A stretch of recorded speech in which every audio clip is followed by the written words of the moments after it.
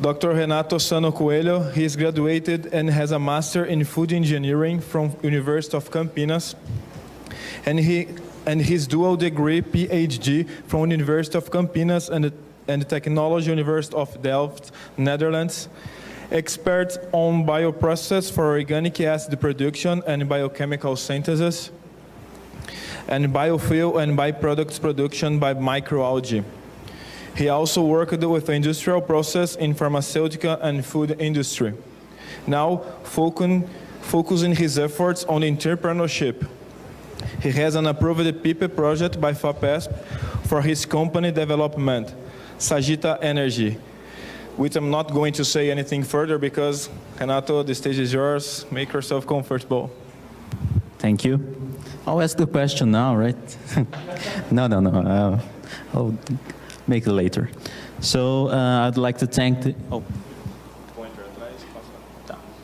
I'd like to thank the organizing committee for the invitation, especially Wesley and Felipe. Felipe, who invited me to explain a little bit about this recent experience that I'm having now, that I'm trying to start a business project. So I'll give you a disclaimer now. I am no expert in what I'm about to talk about. I'm no expert in entrepreneurship or starting companies. But I think that the value of this talk is exactly that I'm just like you. I'm a researcher. I'm a newly graduated PhD. And I would like to share you a little bit of this beginner experience and what I'm feeling, with what I'm living, and what I learned in this maybe 9 to 10 months of company now. And I would like to give you also some tips on how could you start this if you want to follow this path, and what you maybe what I think you should do, and not exactly what I have done, but what I should have done. So, well, I would like to. I started this presentation by explaining a little bit about my academic and professional path.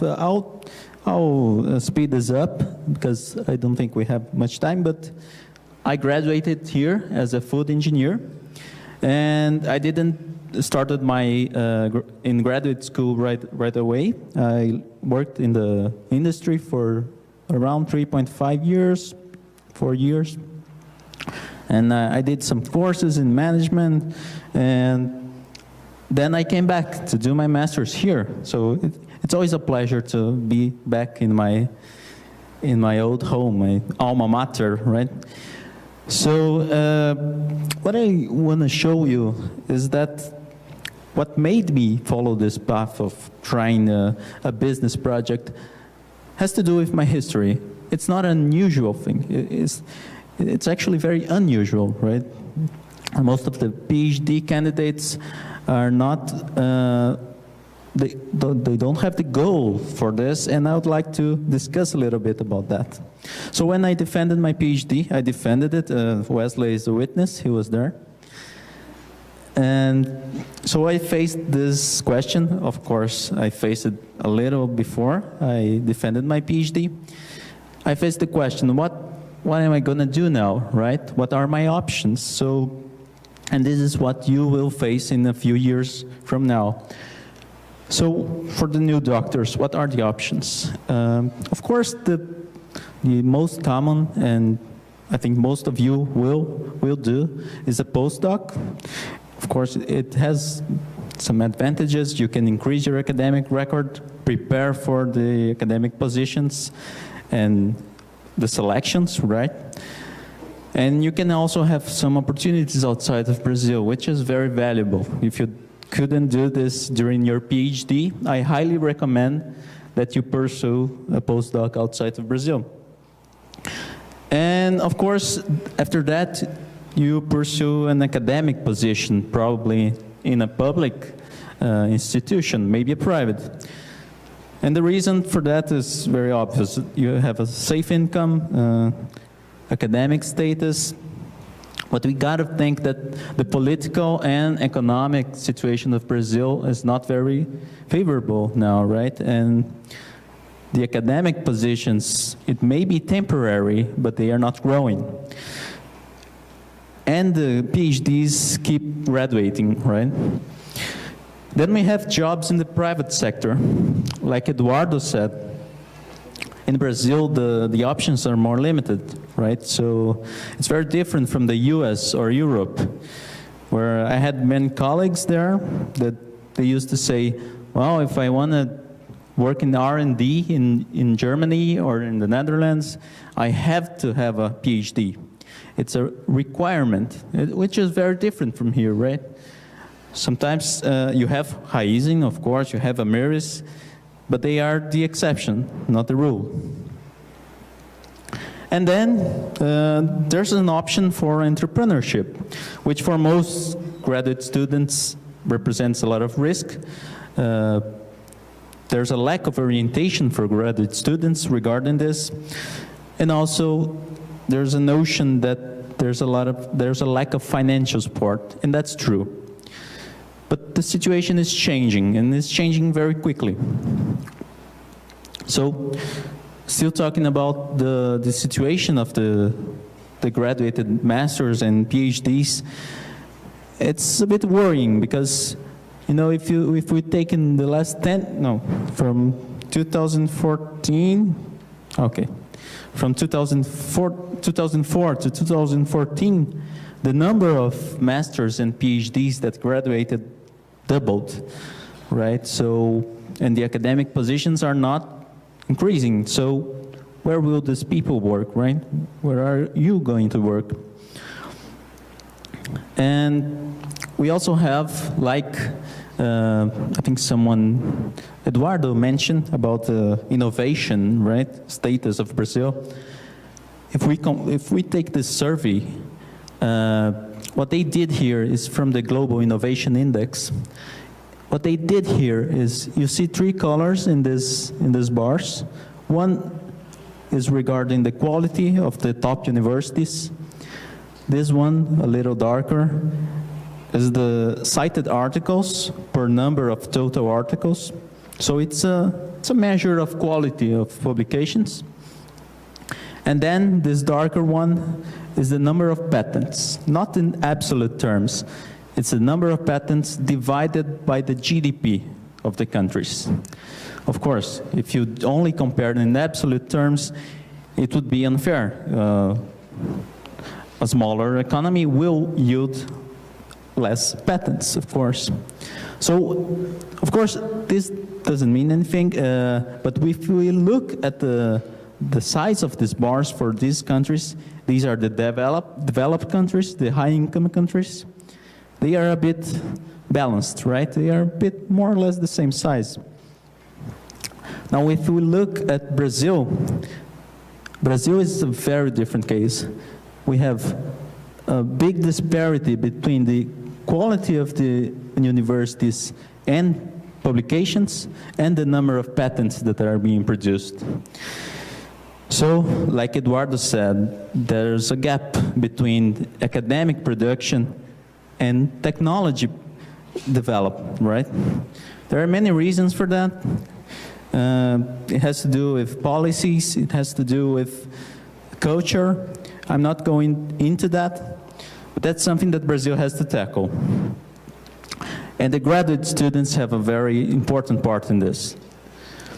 So I think the academia has to transfer the benefits of the research to society and materialize the results, right? For the researcher, that's very good. Also, there's a big growth potential for those who try to risk. I didn't say you will succeed, but there's a growth potential. And you can transform the knowledge that you gathered through 10, 11 years into something really useful, right? So let's say you want to start something, you want to start as an entrepreneur, and you're doing your research here, you think it's a very good idea, and you had some really good results. Well, if that's a real innovation, and The first step you should take is to think about protecting your technology, of course.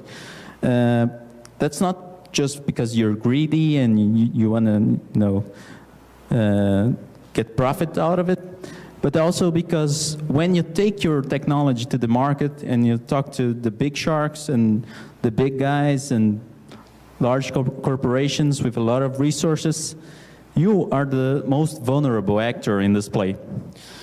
That means if they want to take your idea and develop, they could do it, right?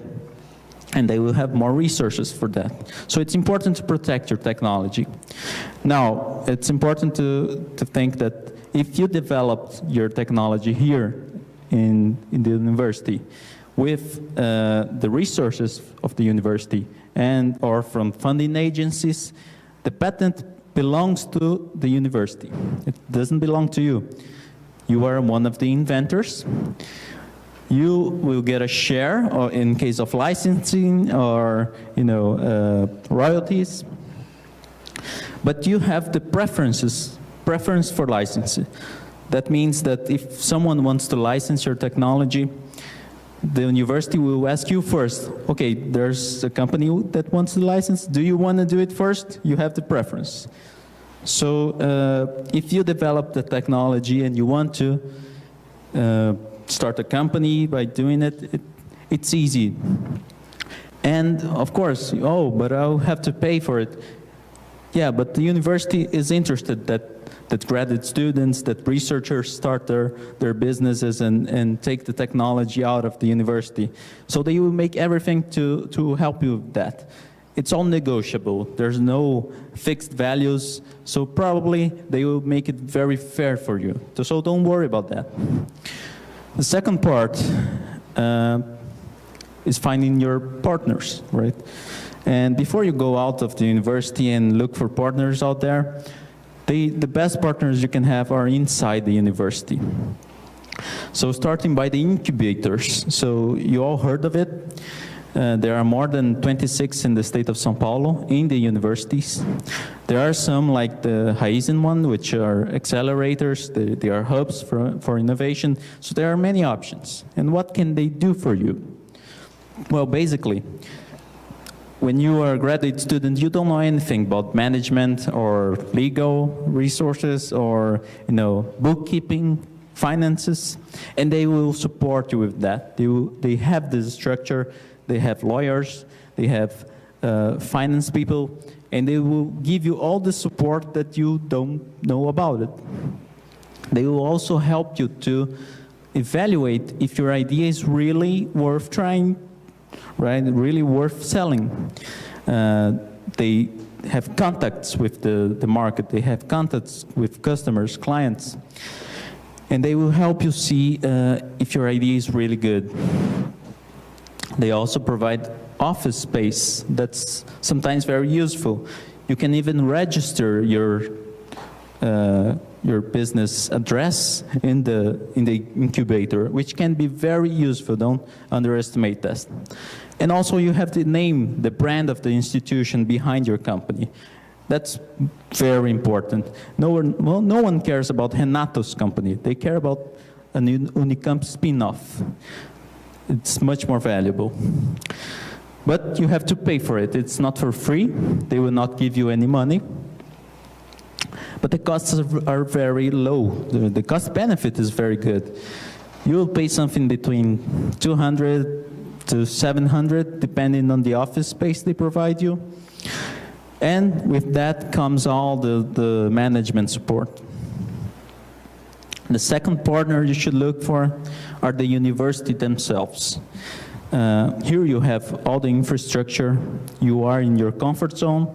You know where to find people. You know where to find equipment. And of course, the professors will give you intellectual assessment, consulting. And of course, there's a compensation. So it can be either something financial. You could maybe pay for some kind of service, or you could pay for material, equipment.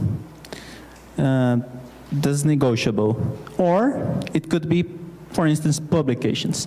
That may be a little tricky because you don't want to share your secrets, right, and everything that comes with it. But it may be sometimes useful when you already protected your technology. And then funding, that's the most difficult part, right? Where do you get the money? So you should start at seed funding. And what's seed funding? Seed funding, seed capital, is the money that some investors, some banks, or some agencies will provide you when you are at ground zero. You don't have anything, you don't have any structure, you only have the technology. And there aren't many options in Brazil, that's true. I believe the best program so far is the PIP, FAPESP. It's basically they will provide you this capital, and you don't have to return it financially, right? Only the intellectual property that you produce during this project will be shared with them. And the clients will talk to people in the market, and they will give you a feedback. And that's why, for instance, companies like Amiris are always changing, right? They look at the market and they see what are the real needs. I have 0 minutes, so I'll try to rush a little bit.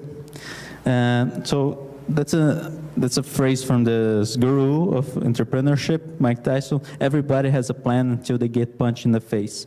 And that's what happens with startups. If you have a very rigid plan, you get a lot of punches. That's what I'm doing right now. I go to the market and get punched in the face. And you have to come back and change your plan, change your strategy, right? And because your technology is great, but that depends on who's hearing and who's willing to pay for it. So just an example, I know I have minus 2 minutes. I did my PhD in for producing biofuels from microalgae. Oh, it's great, but it's not for now. I will not start a company based on that. And right now we are trying to tackle an existing demand, which is the sugarcane vinasse.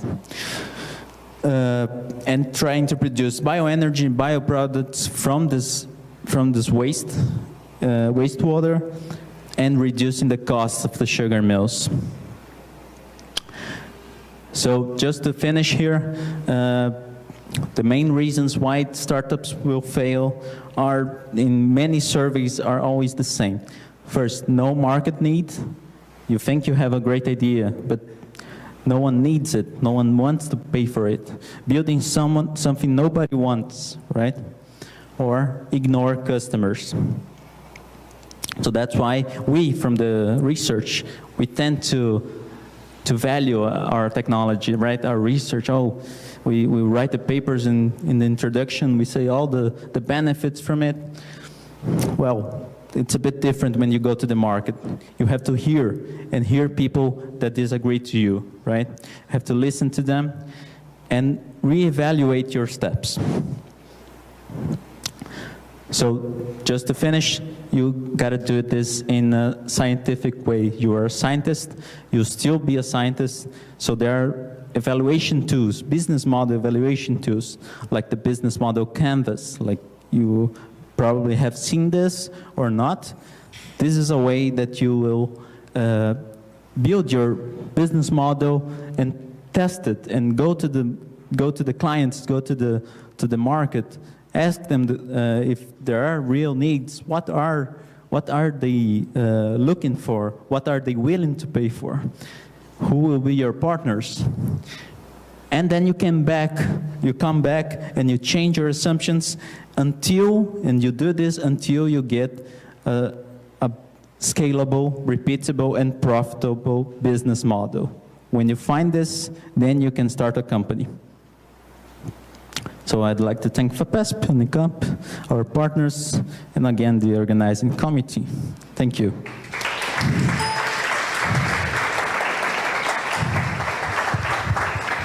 Renato, thank you very much for your enlightening and inspiring presentation. We are a little bit in a hurry, and you probably are a little bit lost in your chronogram. You are trying to be flexible in order to make things happen. For example, I cannot let you without questioning anything to Renato after this presentation, so we'll have a short time for some questions. So hurry up. Oh no, I'm sorry, I'm joking.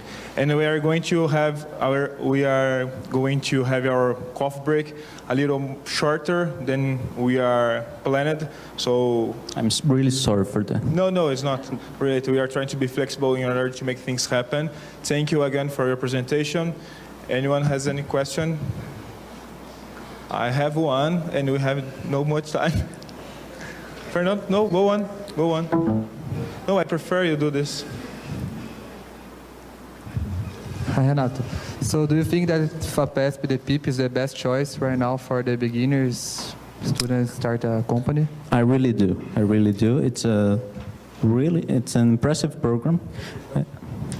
If I think the PIP is the best option now if you are in ground zero, you're coming from the university, I think it's the best. And they also give you really interesting training in entrepreneurship, which is very, very useful. Actually, I stole a lot of information from them. Yeah. So yeah, you should. I think it's the best. And just in a few words, Renato, just to go further in your presentation, what do you think is the crucial aspects, the difference that you know, that you learn, the difference about what you were learning in university and what you learned after starting your own company? What is crucial to have in mind, to keep in mind when starting your own company?